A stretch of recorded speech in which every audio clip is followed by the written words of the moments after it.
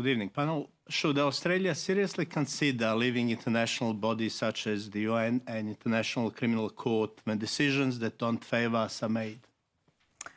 Julian?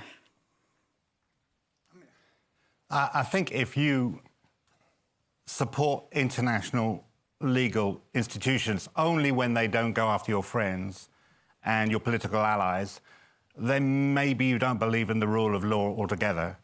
I mean, that's the basis of law, isn't it? The equality before the law, individuals, governments.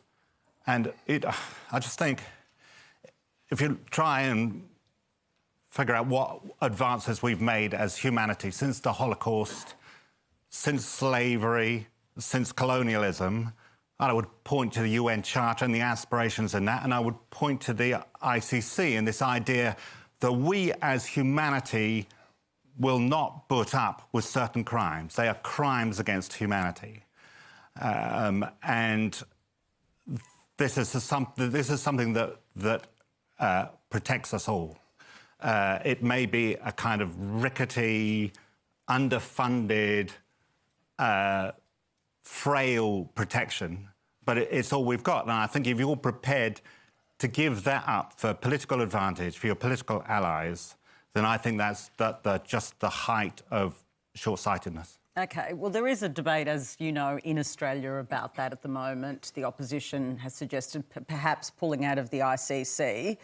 I just want to go back to you, if I can, Julian, because one of the arguments is that the prosecutor's decision to announce the applications together for the two Israeli leaders, the Prime Minister, the Defence Minister and the three leaders of Hamas at the same time, put them on a level playing field. Do you think that optically that was a problem? No, that's his job. His mandate is to look at the crimes committed on a certain territory by all parties. That is literally his mandate. They're not accused of the same things. There's some overlap, but Hamas are accused of rape, torture, holding hostages, crimes against humanity and war crimes. The Israeli government primarily is being held to account for the use of starvation as a weapon of war against the civilian population. They are very different. They are different charges, but on the question of equivalence on the basis of the announcement being at the same time, can you see that the optics will look mismanaged? Again, it is his job to address crimes committed by all parties on the same territory.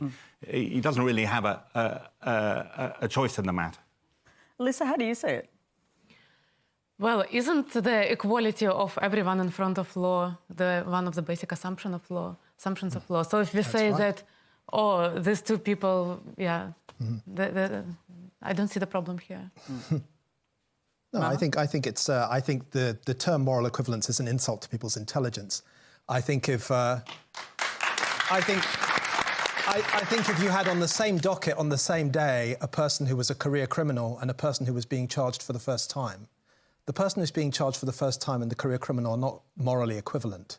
The only equivalence that they have is that they're both subject to the rule of law. I think what really outrages the United States and Israel about this decision is that for the first time Israel has to be accountable to someone other than itself.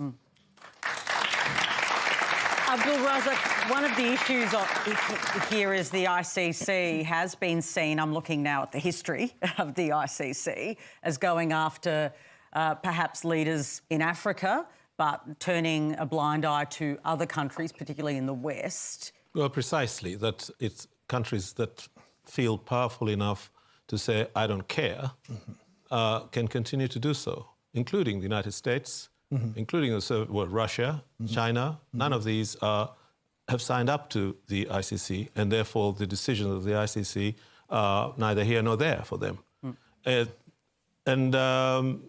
Other countries, actually, oddly enough, the United Kingdom is a signatory, but the ICC was only created after the Second World War, and Britain very, very cleverly did most of its crimes before.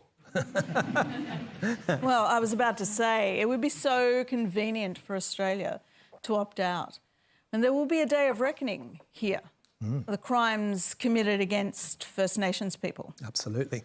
And I think at a time when we have a truth and telling and a justice commission and treaty in several states, while that's still on a path to success. I think that's what has actually prompted this statement right here from at home. It's actually a great point. And when I was preparing, I was thinking about it and wondering whether this might be the reason.